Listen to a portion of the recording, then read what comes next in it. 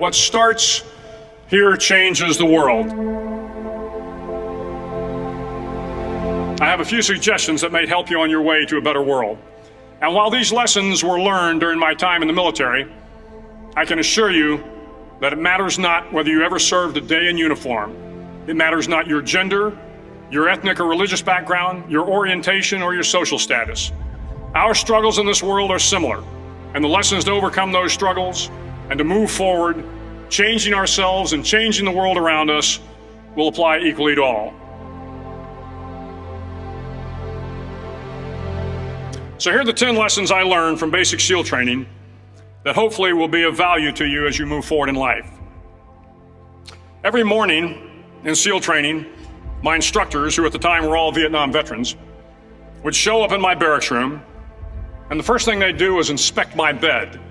If you did it right, the corners would be square, the covers would be pulled tight, the pillow centered just under the headboard, and the extra blanket folded neatly at the foot of the rack. It was a simple task, mundane at best, but every morning we were required to make our bed to perfection. It seemed a little ridiculous at the time, particularly in light of the fact that we were aspiring to be real warriors, tough, battle-hardened SEALs. But the wisdom of this simple act has been proven to me many times over. If you make your bed every morning, you will have accomplished the first task of the day. It will give you a small sense of pride, and it will encourage you to do another task, and another, and another. And by the end of the day, that one task completed will have turned into many tasks completed. Making your bed will also reinforce the fact that the little things in life matter. If you can't do the little things right, you'll never be able to do the big things right. And if by chance you have a miserable day, you will come home to a bed that is made, that you made. And a made bed gives you encouragement that tomorrow will be better. So if you want to change the world, start off by making your bed.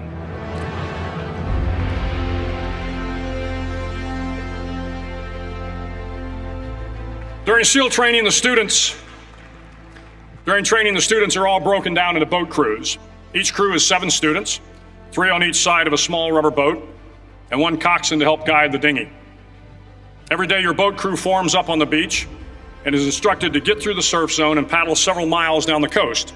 In the winter, the surf off San Diego can get to be 8 to 10 feet high, and it is exceedingly difficult to paddle through the plunging surf unless everyone digs in.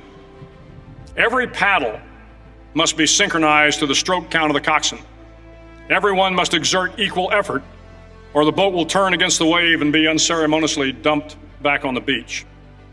For the boat to make it to its destination, everyone must paddle.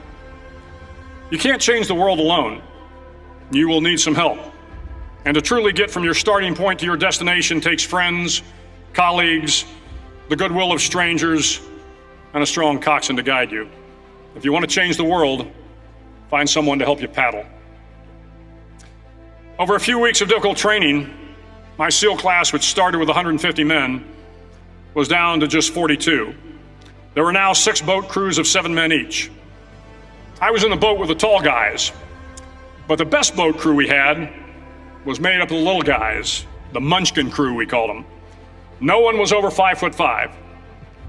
The Munchkin boat crew had 1 American Indian, 1 African American, 1 Polish American, 1 Greek American, 1 Italian American, and 2 tough kids from the Midwest.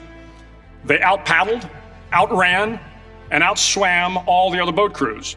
The big men in the other boat crews would always make good-natured fun of the tiny little flippers the Munchkins put on their tiny little feet prior to every swim. But somehow these little guys from every corner of the nation and the world always had the last laugh, swimming faster than everyone and reaching the shore long before the rest of us. SEAL training was a great equalizer. Nothing mattered but your will to succeed, not your color, not your ethnic background, not your education, not your social status. If you want to change the world, measure a person by the size of their heart, not by the size of their flippers.